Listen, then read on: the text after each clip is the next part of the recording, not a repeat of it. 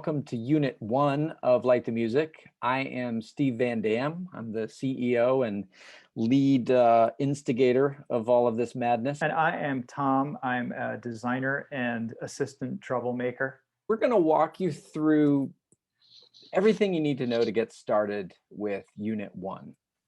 And we're super excited because this is the beginning of a journey for your students, and it also is probably the beginning of a journey for you as you experience creativity and collaboration and all of the fun stuff we have in store for you in this game experience. The Light the Music experience is sort of a story that has a beginning, a middle, and an end. And at the beginning part, we're focused on forming into bands and sort of creating an identity for each group and learning a little bit about the studio space that is Soundtrap. And then the middle part, we'll get into what we call the house of music. That's rhythm and chords and bass and melody, and then blending it into sort of a cohesive composition. And then at the end of the story, it's all about building a composition collaboratively and making a video and then showcasing it for all the other groups to see. So today we're really focused on the very beginning of the story. So if you think about it like a play, you know, the curtain opens and it's the first scene, and that's what we're doing. Amazing. So let's just click right in, and we're opening up the teacher materials here on the game board for Unit 1. And before we do the overview of Unit 1, let's go up to the top here and just really quickly look at how to play.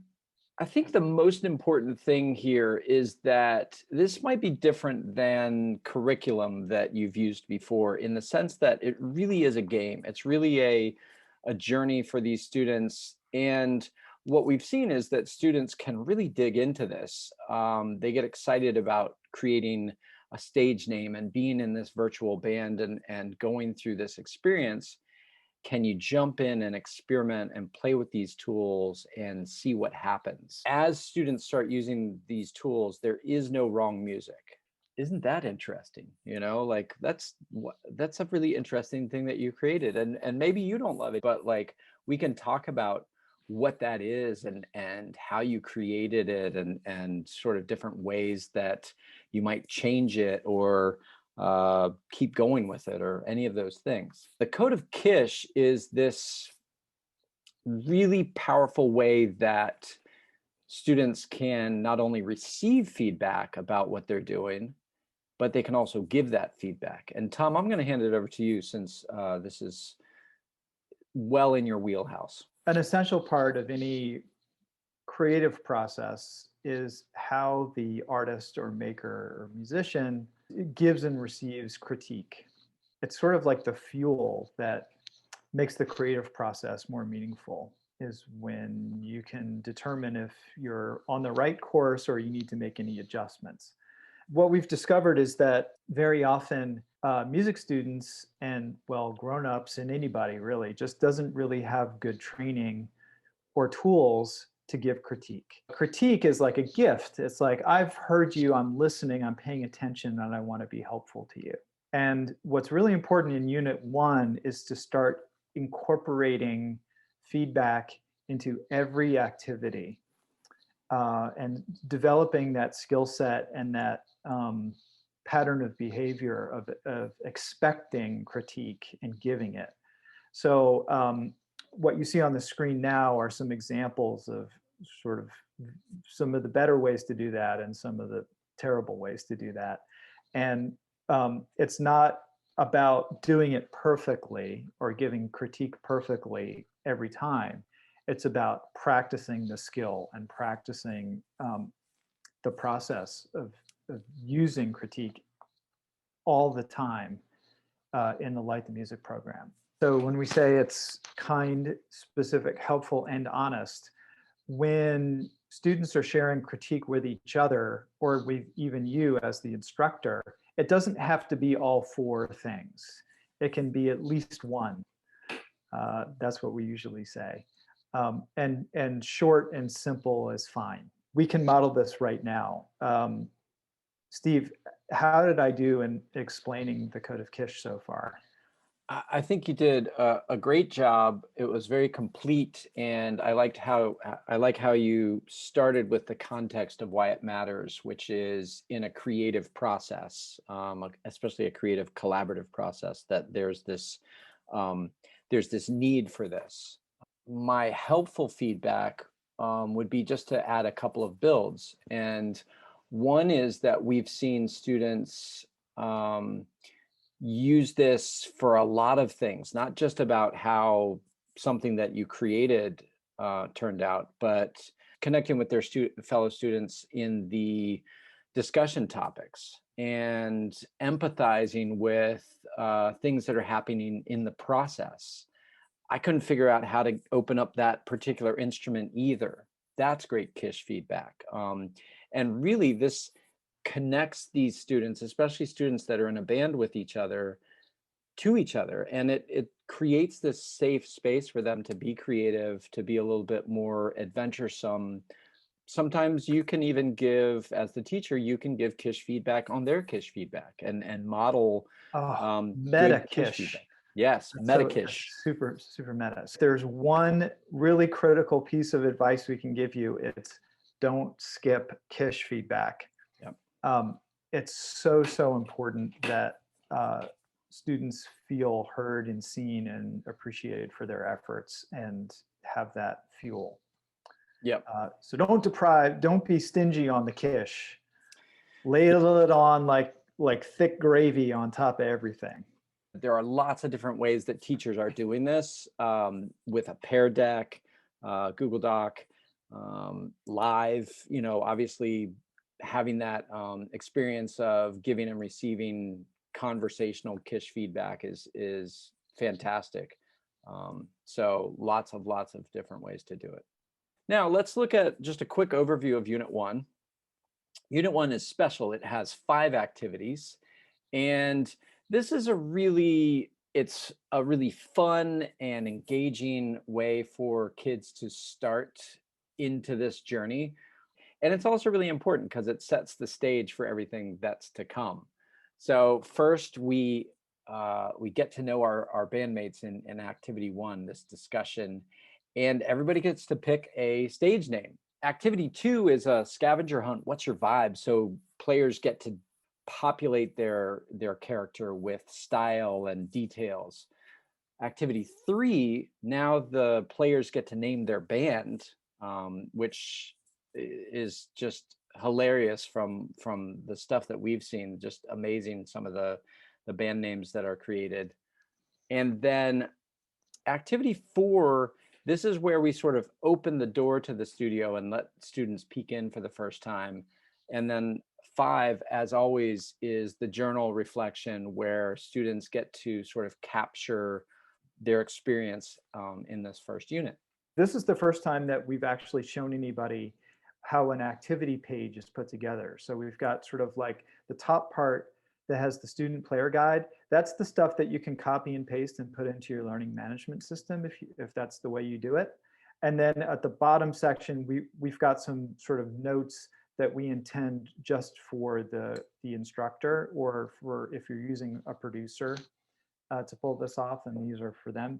The teacher producer guide is really not designed for students. It's really designed for the facilitator. And then in every case, we've curated a list of resources that we hope would be helpful to you. Sometimes it's articles and videos, but stuff to kind of help you get going.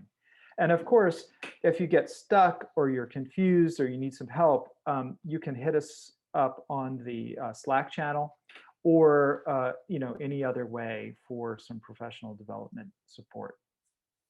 So jumping into activity 1, hello, my name is. This is where students are going to get to know each other a little bit and also create this stage name. And Tom, why don't you just give us a quick overview of this activity, how it goes? Sure. There are just a couple of pieces to this activity. This is essentially a big icebreaker. The first invitation is that kids get to invent an alias, that a character that they get to sort of role play through as they do the game. So just like in Monopoly, you can be the shoe, you can be a car. In Light the Music, you can be DJ Mint Tea or something. The kids can sort of invent their own names. Um, and what we found is that that's sort of an easy, creative, fun, personalized way of sort of investing a little bit more of yourself in the gameplay. What we learned is that if kids can be an alter ego, or like in a video game, like you're an avatar playing the game, the activity, the actions, like the consequences happen to that avatar, not to the person. The player is sort of protected by the alias, and that's what happens in this game as well. So it's really important that everybody sort of pick a fun name, and they can change the name if they want to later. It's no pressure. But the other big thing is to play this game, Two Truths and a Lie, Music Edition, and you can see in the activity instructions that we have some questions already there that work pretty well. But of course, you can change these questions up as you like. But we've tested these, and they work really well. And then it's really sort of like the first opportunity to kind of present your character to the other people in your band, and maybe to across other bands too. Yep. I'll just add two things. One is great opportunity for Kish feedback. Make sure each student can give and receive some. And on that same note, I think I would just really challenge you to not rush through, especially these first activities, that let conversations happen, let students connect with each other, let them dive into Kish feedback and where that conversation leads. I think, especially with virtual education, but in general, this game works better the more that the bandmates get to know each other, the more they share with each other. And I think it's just a wonderful opportunity to connect for students to connect with each other. Yeah, it feels good to kind of have a laugh and to be somewhat creative right out of the gate. You don't need to have an enormous amount of music knowledge to be successful in the first activity. And that first win can feel really good. And, you sort of want to move on to the next thing, which is amazingly a scavenger hunt. Whoop, whoop. What's the deal with a scavenger hunt? All right, so activity 2, what's your vibe? There's a variety of ways to do this. So basically what's going to happen is each character is going to sort of get to style themselves, explore sort of what they're about as a character. And we've got a couple of ways that you can do that. One is with physical objects. So in step 1, you can see these are all things that they can go get and bring back and explain and share. There is another option, which is digitally. And so we've had teachers successfully use both of those options.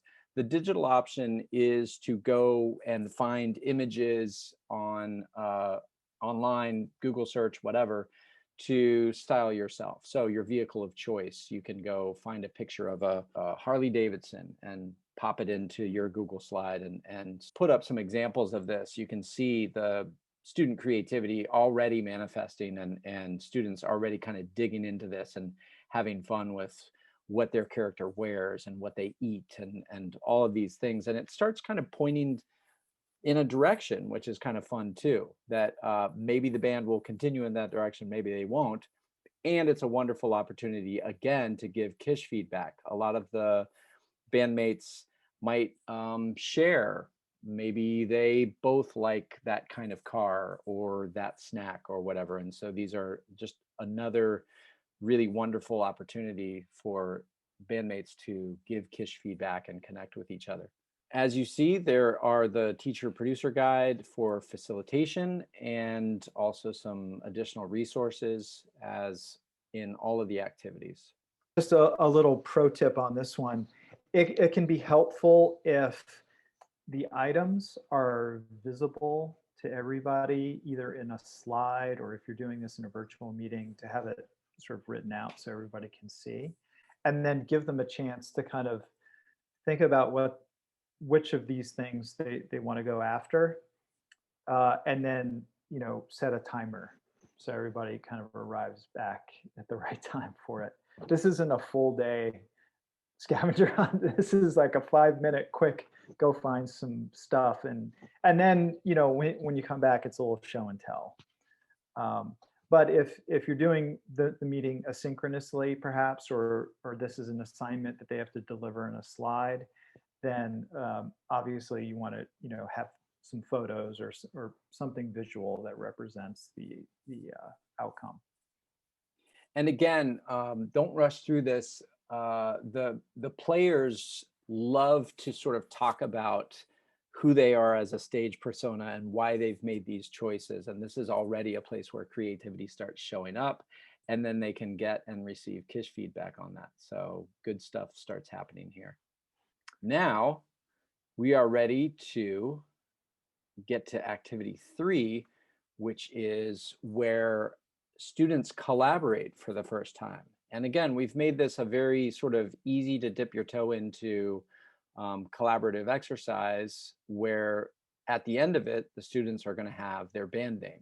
So what we found for this one is just make it playful and fun and low stakes. It's not like you got to come up with a brand that will endure for 50 years. No, you're going to come up with a funny band name and you're going to do it kind of fast. And if it evolves over the course of 8 units, then fine, it evolves. It's fine.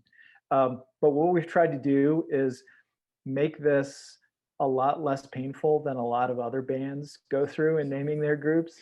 Again, it's sort of based on a scavenger hunt and sort of like a funny word salad is basically what this is.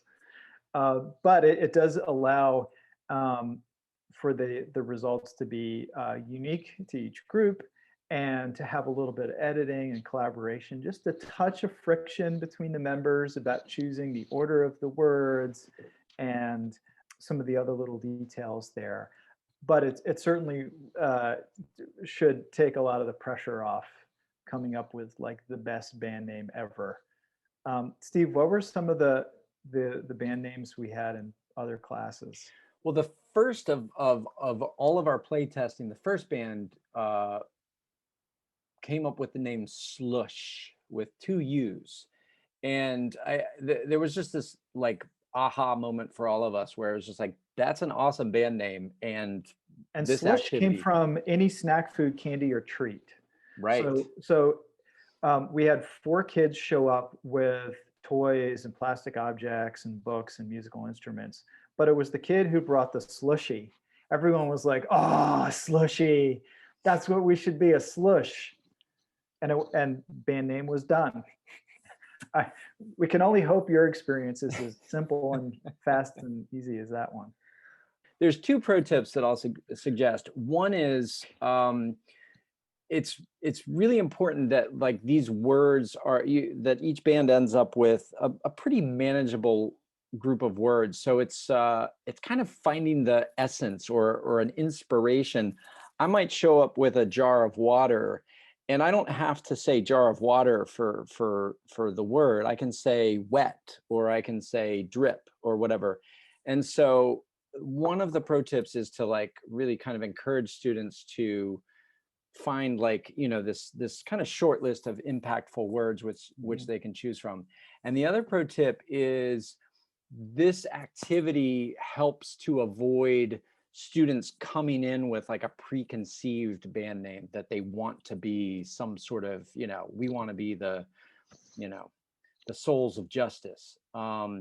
This makes it much more collaborative by each student showing up with something that at least one word of theirs is in the short list, and from those words the band name comes. All right, Steve, let's put this to the test.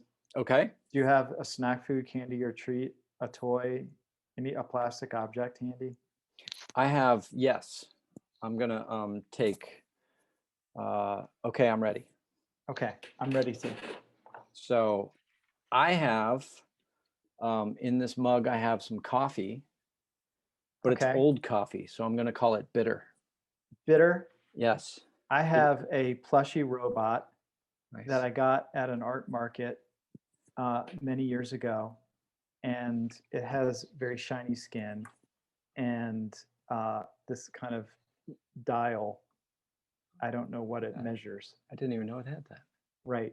So I'm just going to say robot, and so we could be a band called Bitter Robot.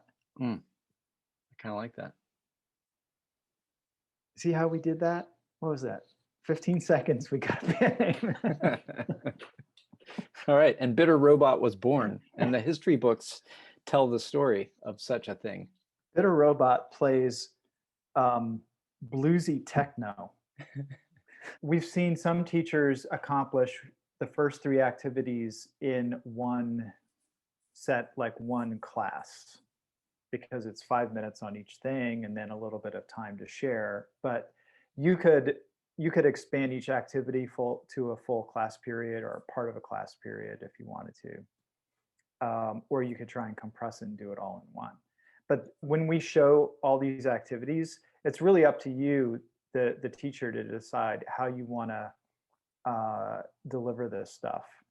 If you've got 12 kids in your class versus if you've got 30 kids in your class, I think there's a lot of different variables, and that's we've tried to give you these sets of tools with these activities that it works for lots of different sort of parameters, but that's time is one of the really crucial ones. I've had experiences where if it's going really well, then like absolutely let it just keep going. The students are connecting with each other. They're having a good time. There's smiles, there's connection. Awesome. Now you've got your students, they've got their stage names, they've sort of created this character, and they've created a band name, and so they are ready to take a peek into the studio, which is activity 4. And obviously all of the units after this dig into various aspects of Soundtrap. So what we want to do first is just make sure everybody's able to get in, that they understand what this is all about, and maybe they can, on their own, they can explore a little bit more, maybe even make something. And so what Tom and I are going to do is we're just going to model that first flyover. There are some amazing resources that also do this. So if as a teacher you're like, I'm not so sure about Soundtrap, there's tons of stuff out there that kind of gives you these overviews as well, so that you can understand it well enough to fly your students through. So this is the dashboard, and what I'm seeing is what you'll be seeing, which is this EDU admin functionality. As a teacher, you've got that where you can manage your students and assignments, et cetera, et cetera. For the flyover, though, what we're going to do is I'm going to click enter the studio. So entering into the world of Soundtrap, this is basically everything that you would find in a studio in real life here in a digital format. And the first thing that I'll highlight is over here, this blue circle is where you can invite collaborators. So this is where the band can talk with each other. This is one way for you to invite students. There are other ways from the dashboard. And the first thing I like to do is invite everybody that needs to be in here, and then just do a little test of the chat function here. So have everybody just say hello in the chat, and then boom, we've accomplished one of the functionalities of Soundtrap. From the top left, there are all the things you might expect to see: the file menu, how to save stuff, the edit menu, all of these things you'll be able to do with all of the musical information in here. Settings, we don't need to dive too much into that. Obviously, there's tons of tutorials. There's undo buttons, there's the save button, there's where you can title the song. So I'm going to call this Unit 1 Flyover.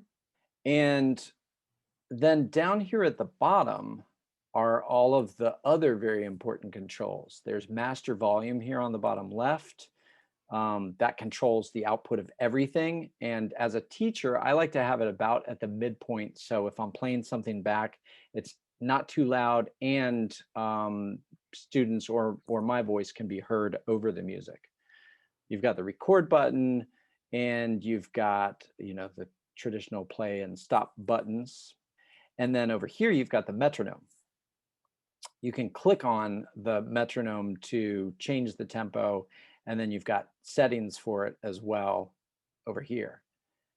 So those are the controls. And basically, if you're new to a digital audio workstation like Soundtrap, you've got time going here across the top, and it's measured in seconds, and it's also, as you see, measured in measures. And this purple indicator is just showing where you are in the timeline. Now, what I'm going to do is add a new track.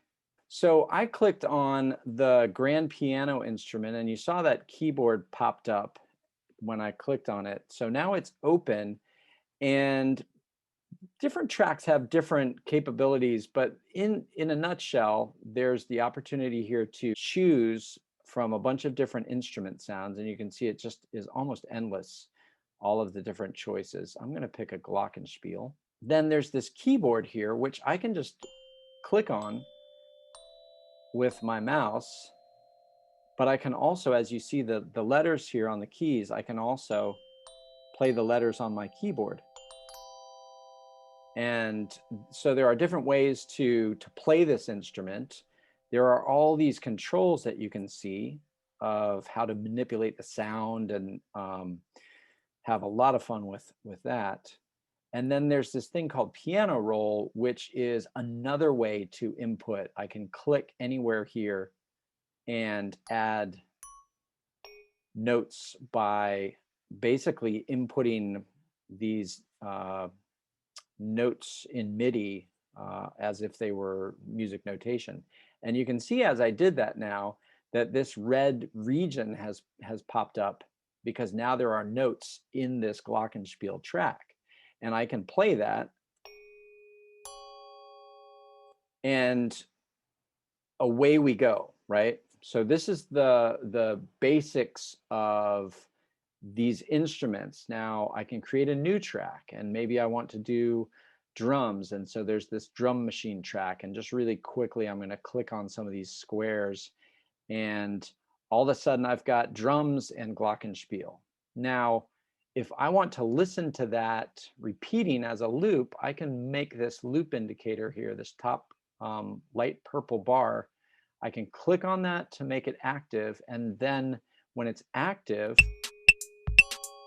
now I've got this little thing going, and I'm going to turn off the metronome,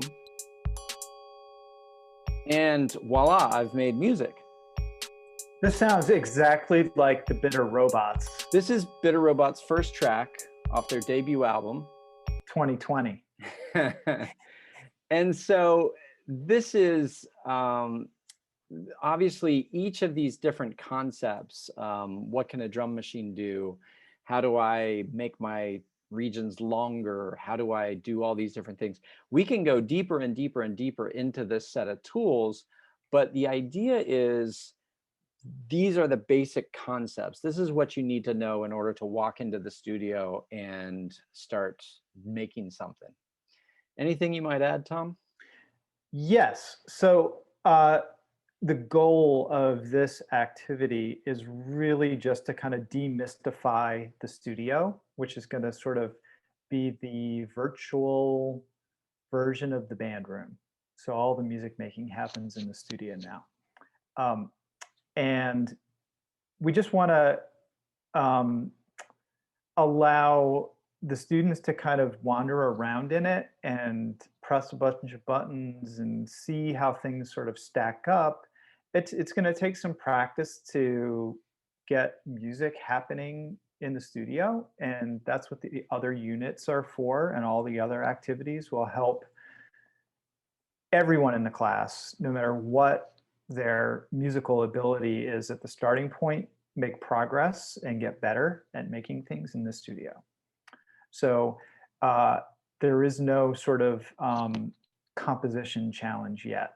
It's just kind of like make some drum sounds happen here. And there will be a lot of mistakes. Some of the things that we've noticed kids forget to do because it's a new skill or new habit is they forget to turn the looper on. They can sometimes forget to focus the canvas on the measures that they're working in. So they might be somewhere later, at measure 44, and they don't see their work. Well, that's because their work is you have to scroll horizontally to get back to where they were working. And so now's the time to kind of understand some of these concepts and to experience that friction. Yeah, it's all fine. One of the other bits that's important to mention here, Steve, is the microphone feature. Because if you've got students who will be using their instruments at home or a recorder or even their voice, Soundtrap has a nice way of making sure that those inputs happen as well. Yeah, so I've got the recorder open.